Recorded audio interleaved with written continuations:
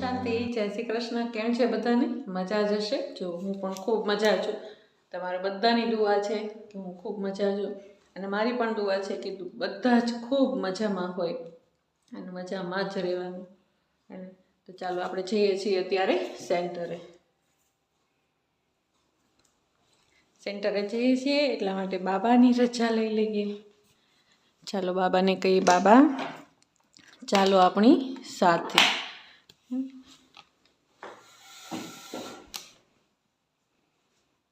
બાબા ચાલો આપણી સાથે.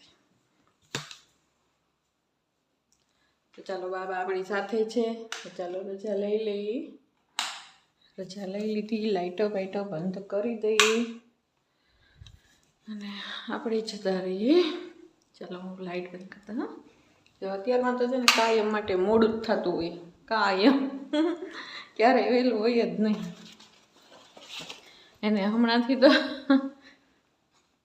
ચાવી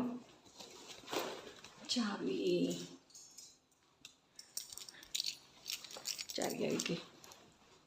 ચાલો બહાર દેખાડું તમને એક સરસ મજાનો. પહેલાં અહીંયા લાઈટ બંધ કરી દઉં.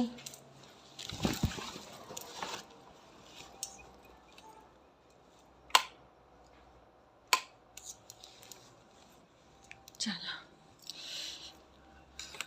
ચાંદો અત્યારે ક્યાંય દેખાતો નથી. આ ભાગમાં ક્યાંય નથી દેખાતો, કદાચ આ ઝાડની પાછળ હોય ને તો. અત્યારે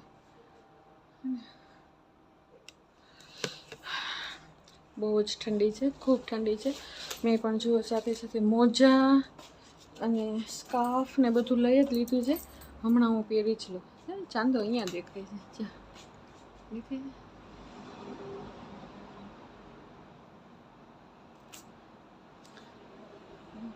કેટલો મસ્ત વ્યૂ લાગે છે. ચાલો પછી આવીને મળશું આપણે.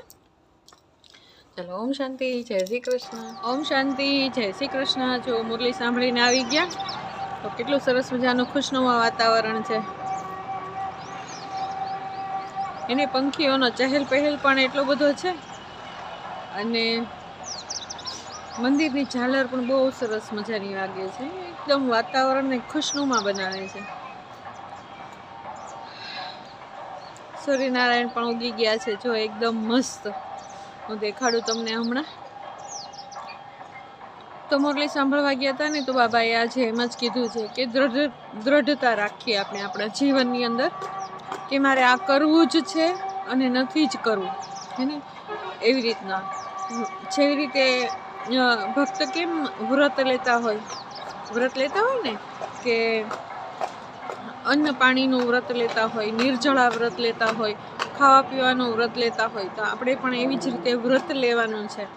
એને કેવું વ્રત લેવાનું છે કે બાબા તમારો હાથ પકડ્યો છે તો હું ક્યારેય છોડીશ નહીં. હંમેશા શ્રીમત ઉપર ચાલતી રહીશ, હંમેશા મુરલી સાંભળીશ, અને બસ બાબા જે મુરલીમાં કહેશે એ શ્રીમત ઉપર હું ચાલ્યા કરીશ. તો આવી રીતે આપણે પણ દ્રઢતાનો નિયમ જીવનમાં ધારણ કરીએ. તો ચાલો હું તમને સરસ મજાનો પહેલાં તો વ્યૂ દેખાડી દઉં.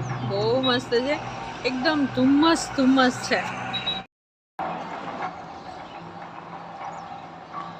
છે ને. સૂર્યનારાયણ એમના રંગોને વિખેરતા જો બહાર નીકળી ગયા છે, એકદમ મસ્ત. અને ધુમ્મસ પણ એટલી જ છે.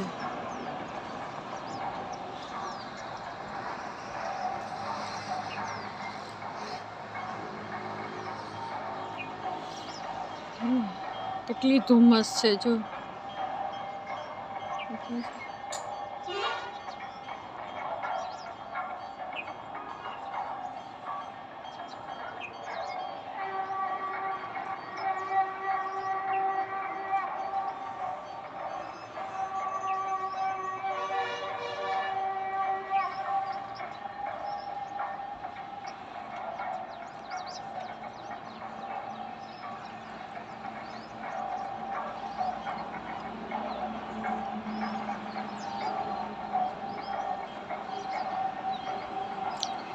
પંખીઓનો ચહેલ પહેલ પણ મસ્ત છે.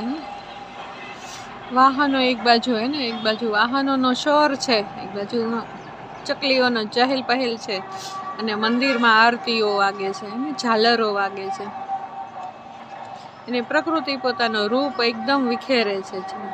એવું મસ્ત વાતાવરણ છે ને, સાથે સાથે ઠંડી પણ ખૂબ જ છે. તો ચાલો આગળ આગળ હું તમને બતાવતી જાઉં કે આજે આખા દિવસમાં આપણે શું કરીએ છીએ. ચાલો, ઓમ શાંતિ, જય શ્રી કૃષ્ણ.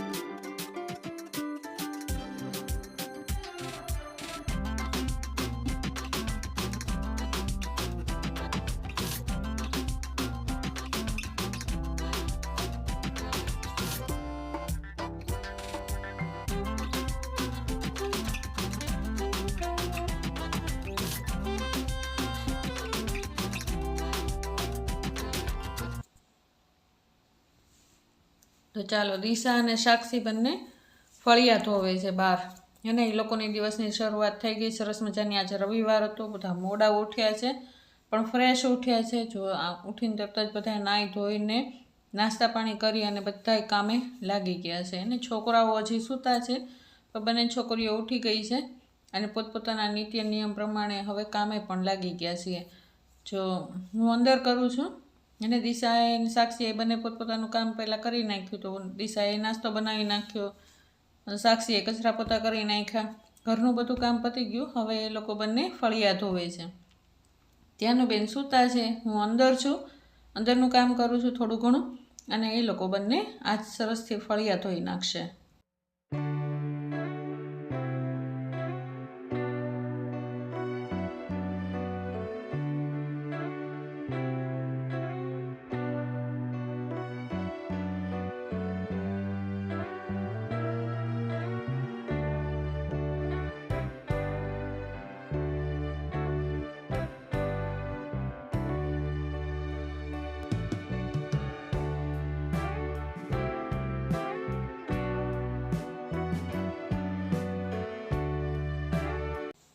ચાલો, સરસ મજાનું કિચન આપણા હાથમાં આવી ગયું છે. તો આજે આપણો મેનુમાં છે દાળ ફ્રાય અને જીરા રાઈસ માટે અત્યારે તૈયારી ચાલે છે. તો દાળ ફ્રાય માટે આપણે તુવેરની દાળ લીધી છે, મગની દાળ લીધી છે, મસૂરની દાળ લીધી છે, અને જીરા રાઈસ માટે બાસમતી ભાત લીધા છે, ચોખા લીધા છે, અને સાથે સાથે આપણે ચણાની દાળ પણ લીધી છે. જો ચણાની દાળનો વાટકો ધાનુબેનના હાથમાં આવી ગયો છે. ધાનુબેન ઉઠી ગયા છે, સરસ મજાના એકદમ ફ્રેશ પણ થઈ ગયા છે. ચાલો, આપણે બધી જ દાળોને ધોઈ નાખવાની છે, એકદમ 3-4 પાણીથી સરસ મજાની ધોઈ અને અડધી કલાક માટે પલાળી દેશું. તો ભાતને પણ આપણે 3-4 પાણીથી ધોઈ અને પલાળી દેશું. તો આવી રીતે બંનેને પલાળીને મૂકી દેશું. જો ધ્યાનુબેનના નખરા શરૂ થઈ ગયા છે. બંને સાવરણીથી લઈ અને કચરો કાઢે છે. સાક્ષી અને દિશા બે બહાર ફળિયા ધોવે છે, અને આ બેન જો ઘરમાં વેરી છે અને વાળી છે. બધું કામ બેનનું શરૂ છે, અને જ્યાં સુધી ધ્યાનુબેન કામ ન કરે ને એને ત્યાં સુધી તો થાય જ નહીં ઘરનું કામ પૂરું. તો ચાલો, આપણે રસોઈમાં પણ ધ્યાન દેતા જઈએ. તો જો આપણે કુકર ચડાવી દીધું છે, એમાં પાણી મૂકી દીધું છે. ગરમ પાણી એકદમ થઈ જાય, ઉકળી જાય એટલે એની અંદર આપણી બધી જ ધોયેલી દાળ છે એ બધી જ એની અંદર નાખી દઈશું. એમાં હળદર અને મીઠું જેટલું જોઈએ પૂરતું નાખી દઈશું. ઉપરથી સહેજ ચમચો તેલ નાખી દઈશું, કારણ કે ઉભરો ન આવી જાય. હજી પાણીની જરૂર હોય તો પાણી પણ નાખી શકાય. અને ચાલો, હવે ઢાંકણ કરી દઈએ બંધ. ચાલો, જીરા રાઈસ બનાવવા માટે થઈને એક કડાઈની અંદર આપણે ઘી નાખી દઈશું. ઘીની અંદર સરસ મજાનો જીરાનો વઘાર કરી નાખશું. અને જે પલાળેલા ભાત હતા આપણા, જે બાસમતી ભાત છે, એ આપણે એમના ઉમેરી દઈશું અને ખૂબ ચલાવશું. એને ઘીમાં એકદમ સરસ રીતે સાંતળી લેશું, અને પછી એમાં આપણે પાણી ઉમેરી દઈશું. એવું જરૂરી નથી કે બાસમતી ભાત જ જોઈએ, કોઈ પણ ભાત હોય તો ચાલે, પણ મેં આજે બાસમતી ભાતનો ઉપયોગ કર્યો છે. તો જો જેટલું જોઈએ એટલું પાણી મૂકી અને એની અંદર સ્વાદ અનુસાર આપણે મીઠું નાખી દઈશું અને એને ઢાંકી દઈશું. જો કેટલા ખીલેલા ભાત થઈ ગયા. ઉપરથી થોડી કોથમીર પણ ભભરાવી દેવાય. ચાલો, બટેટાની સૂકી ભાજી બનાવવા માટે થઈને મેં બટેટા બાફવા મૂકી દીધા છે. એમાં નાખી દીધું છે મીઠું અને ઢાંકણ કરી દઈએ બંધ. જો સાઈડમાં દાળ પણ ચડી ગઈ છે, પણ પહેલાં હું બટેટાનો વઘાર કરી લઉં અને જીરું મૂકી, તેલમાં સહેજ જીરું મૂકી અને સરસ એકદમ કકડાવા દઈ અને પછી એની અંદર આપણે મરચાં નાખી દઈશું, હિંગ નાખી દઈશું, હળદર નાખી દઈશું અને નાખી દઈશું બટેટા. અને બટેટાને એકદમ સરસ રીતે ખણસાવા દેવાના. એને નીચે એકદમ લાલ લાલ દાજ જામી જાય ને ત્યાં સુધી એકદમ થવા દેવાના. મેં અત્યારે લીમડાના પાન ઉપર નાખ્યા છે કારણ કે હું અંદર ભૂલી ગઈ હતી, એટલા માટે થઈને. કાંઈ વાંધો નહીં, ક્યારેક આવું પણ થાય. તો જો સરસ મજાના આપણા બટેટાનું શાક હમણાં બનીને એકદમ રેડી થઈ જશે. આજે બાળકો ઘરે છે એટલા માટે થઈને એ